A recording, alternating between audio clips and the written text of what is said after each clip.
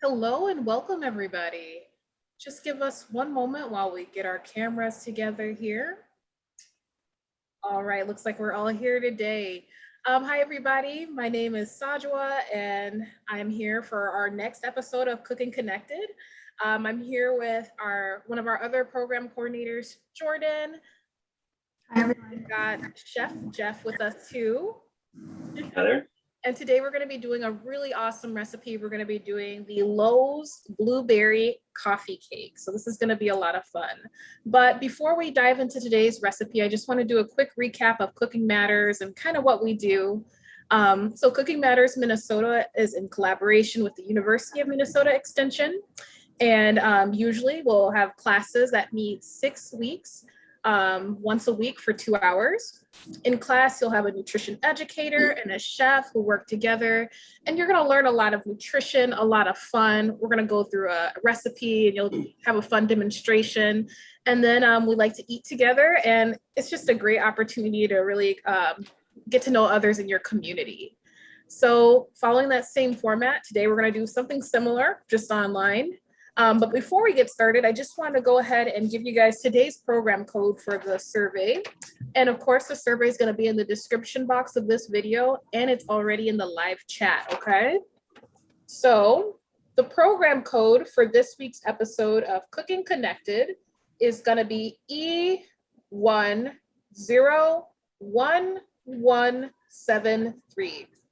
And again, that's the program code for this week's episode of Cooking Connected.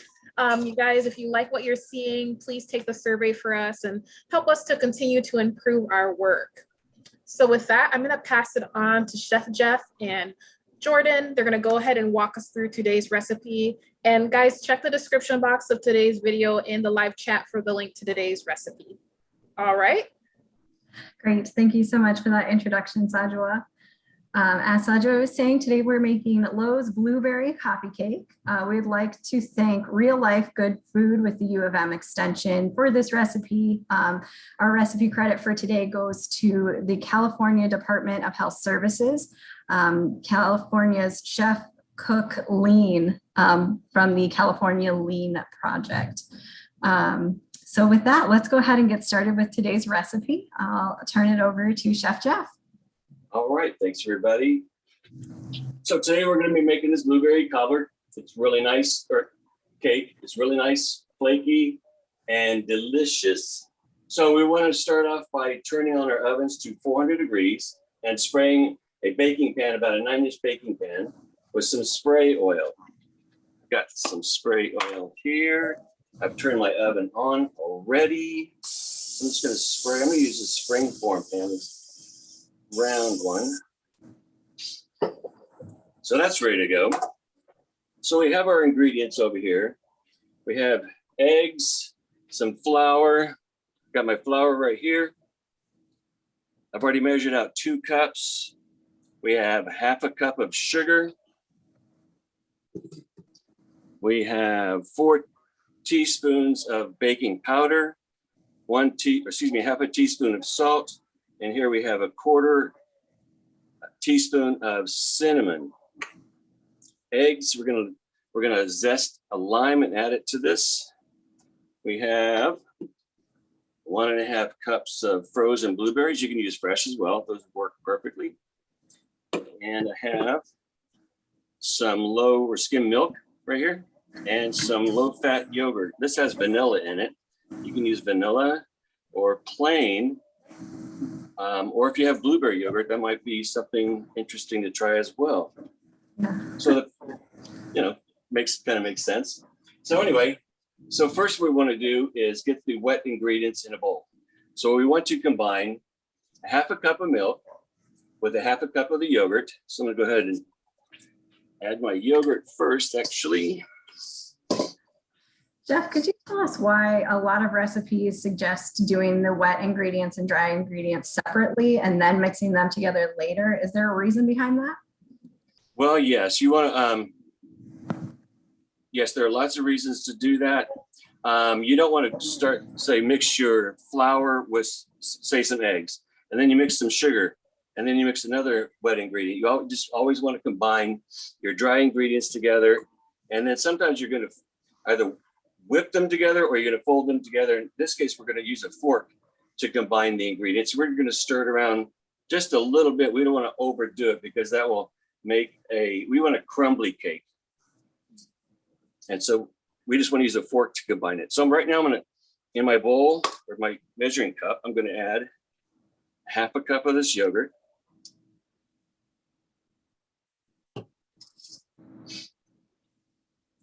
There's a half a cup. Put the yogurt in first because I think it'll be easier. I will add my milk next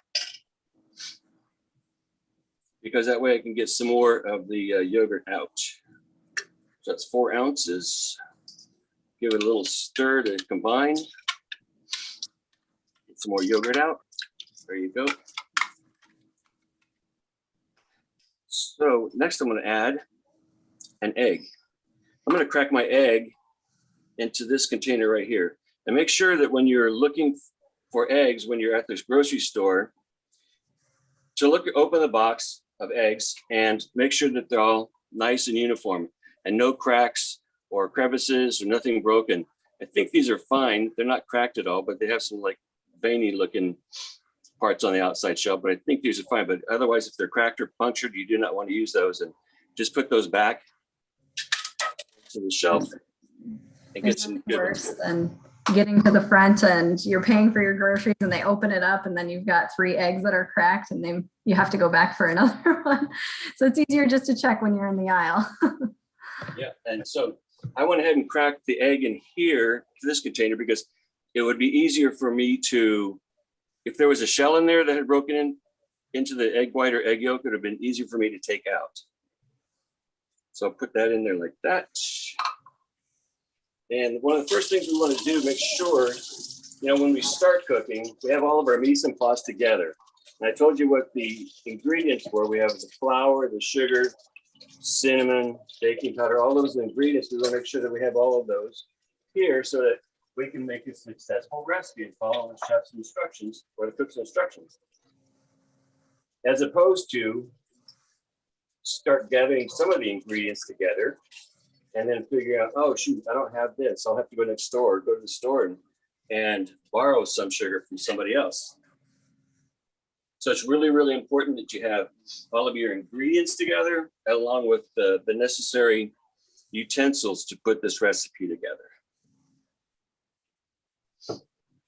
Absolutely. So now we're just going to whisk. Oops, I got to add my zest.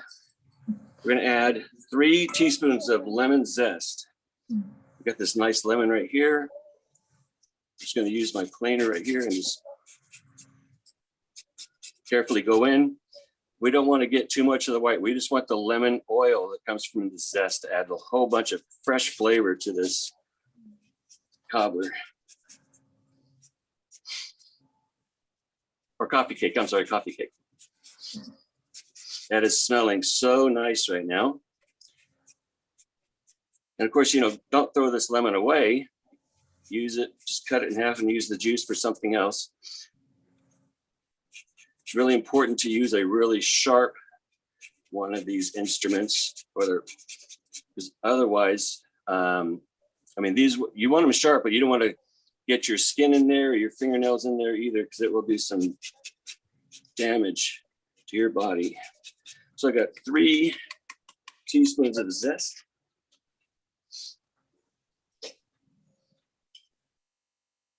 I'm just going to use this whisk right here and whisk this together.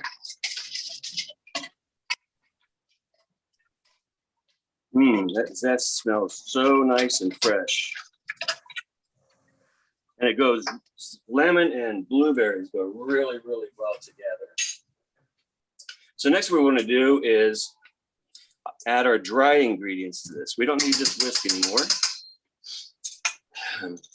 Oh, I'm sorry, to add oil. 3 tablespoons of oil go in here as well.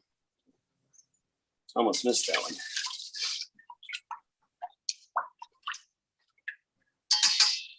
There we go. So for our dry ingredients, I'm going to use this. We want to sift this flour. Now for cake flours, if you're going to make a cake, you always want to use sifted flour. You want to sift your flour and then measure it. For this recipe, you don't have to do that. We're just going to measure 2 cups of flour and then put it into this strainer sifter. I'm just going to shake it in there just like that. I'm just So Jeff, getting the sides gently. if you Pardon? weren't going to sift your flour, what would change? Does it change texture or something? It will change the texture. I'm surprised that they're sifting this flour for this kind of a recipe. Usually you don't, Okay. but it's just going to make it more of a cake-like texture is what it's going to do. Sure. And so I've got, and it says to sift the sugar in here as well. Some of you do that, along with the baking powder, salt, and cinnamon. So I'm sifting that in there. Want to make sure, see how the powder, or excuse me, the baking powder right here is still larger pieces like that. So that's another reason why we want to use the sifters to break it all down. So Jeff, can you use just like a regular all-purpose flour is all you're using today? Yes, that's what we're using as all-purpose flour. Yeah, it's just one of the better ones to use. You could use a cake flour if you wanted to, but it's going to be really more fine and light, like a cake would be. You could probably use a bread flour too, which would be a little bit heavier and more gluten, but this is, so you just want to use an all-purpose flour for this kind of a recipe. So we don't want to overmix this. We just want to combine these ingredients.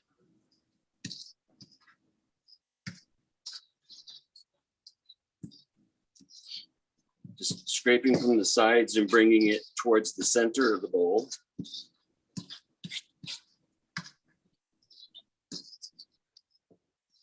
It's okay to have some flour on the top. So now that looks pretty good right there. So now I'm just going to gently fold in. I have 1.5 cups of blueberries right here.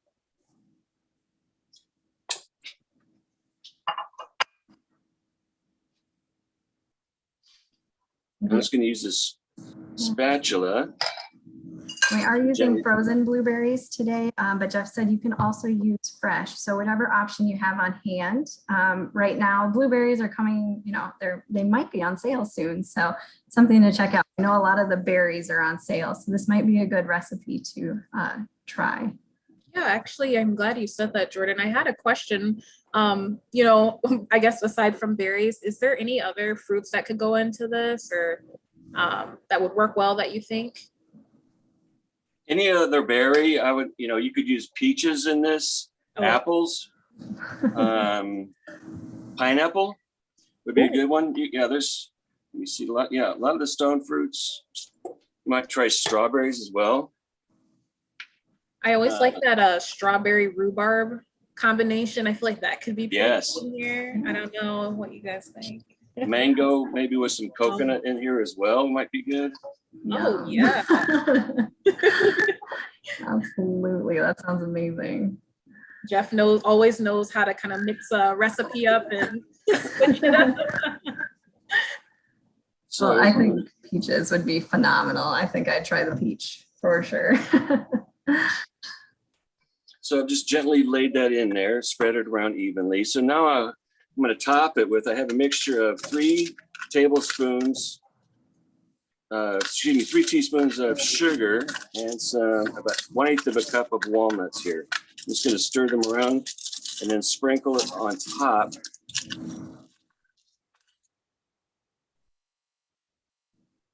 That way the sugar will heat up and melt and crispy up and give it a nice crunchy top layer. Turn that around a little bit.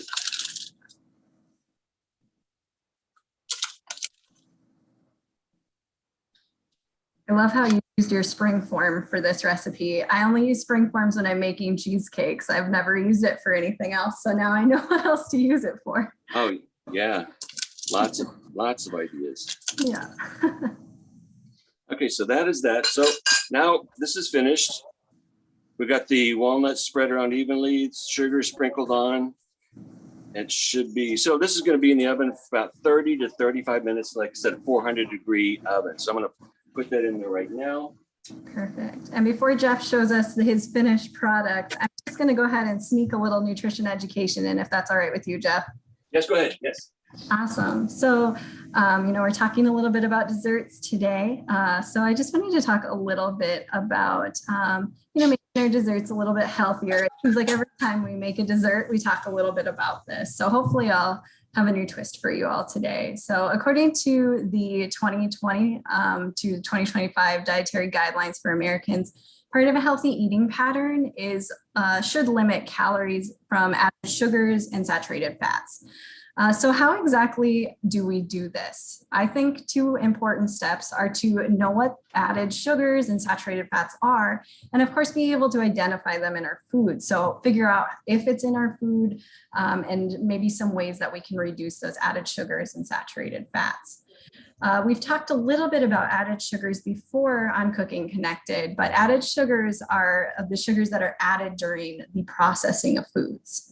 We've also talked a little bit about saturated fats. So saturated fats are fats that naturally occur in many foods, often in animal products. So think like butter. They're often solid at room temperature as well.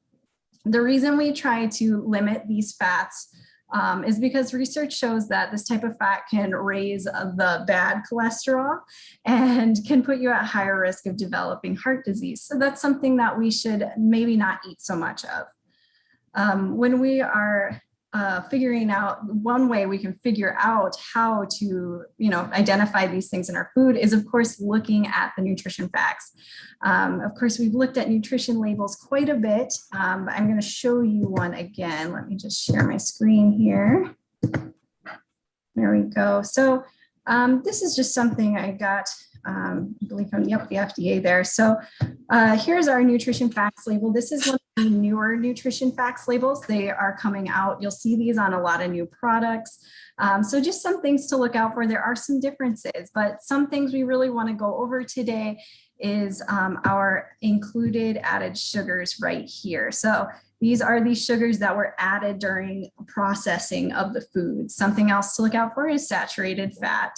And when you're looking at these items in your food, it's always a good idea to remember the 5% and 20% rule. So if something is 5% or lower of your daily value, you see your daily value right here, and these percentages right next to all of these items are called daily value. So if the daily value is 5% or lower, that means that that product is low in whatever you're looking at. So for instance, saturated fat here, it's 5% of our saturated fat. So this means that this product is low in saturated fat.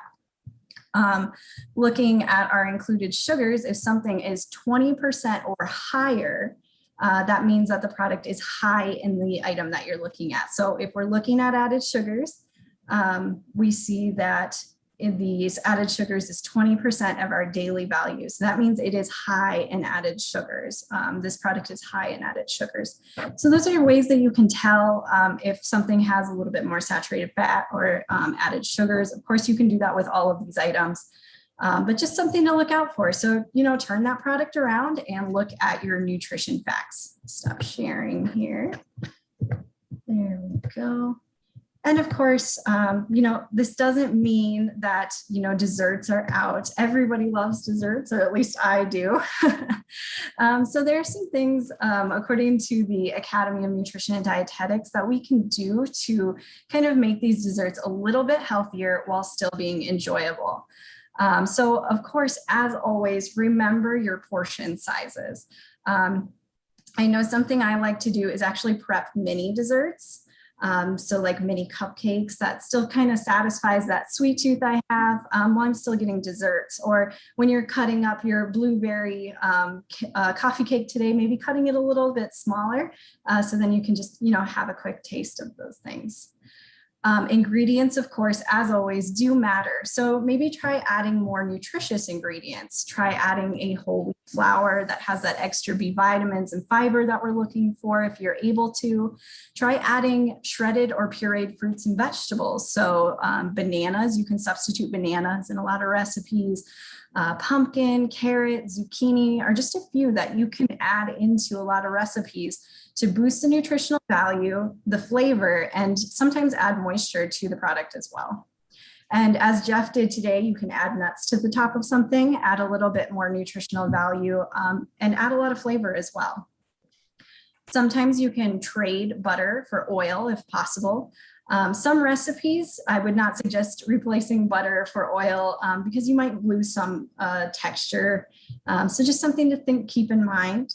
Also use low fat and dairy-free products. So today's recipe is a really great example of all of these things. We added some nuts on the top to add some nutritional value. We added that beautiful lemon zest for more flavor.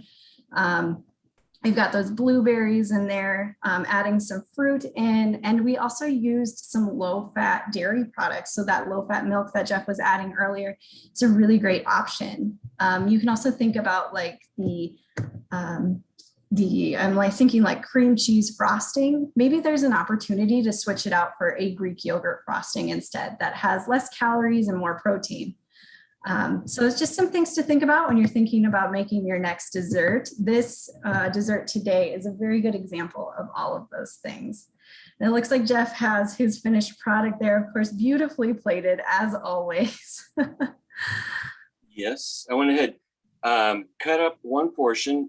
I'm going to get about 12 portions out of this pan right here for my wife and myself. And I just garnished it with some Asian mint and some fresh strawberries that I picked this morning at our community garden. These strawberries are so packed with flavor like nothing I've ever tasted at the grocery store. They will pop right in your mouth. It is with real strawberry flavor. It's amazing. So you could eat it like this. But I think I'll add a little bit of yogurt topping to this as well to make like a little sauce to go on the side to make it like look like a kind of a frosting. So anyway, let's go ahead and take a bite with the blueberries, and a lemon yogurt would be really good too with this dessert. So try a bite. Wow. You can really, Yeah. Wow. Thank you so much, The lemon Jeff, for zest that. hits the left side of my tongue perfectly. It is so nice, and the texture in here is really nice, crumbly. I don't know if you can see that very well, but maybe I'll try this camera. Yes. But it is so nice and flavorful. And it's absolutely beautiful too. So thank you so much for that demonstration and the beautiful plating. I love to see the plating at the end. It's always so pretty. Nice little plug for a community garden too, if you have a community garden near you. Wow. Yeah. So thank you, Jeff. And that is such a beautiful recipe. Yes, that looks gorgeous, Jeff. Great job. Thank you very much. So before we let you guys go, I just wanted to show you guys the program code for this episode of Cooking Connected again. And again, that program code is going to be E101173. And that's the program code for this week's episode of Cooking Connected, the blueberry coffee cake. But just remember all of the tips that Chef Jeff gave us today. You can really mix it up. You can really have a lot of fun with this one. And we encourage you guys to do that. So with that, we're going to say goodbye and thank you for joining us. Thank you very much. Bye, everybody. Take care.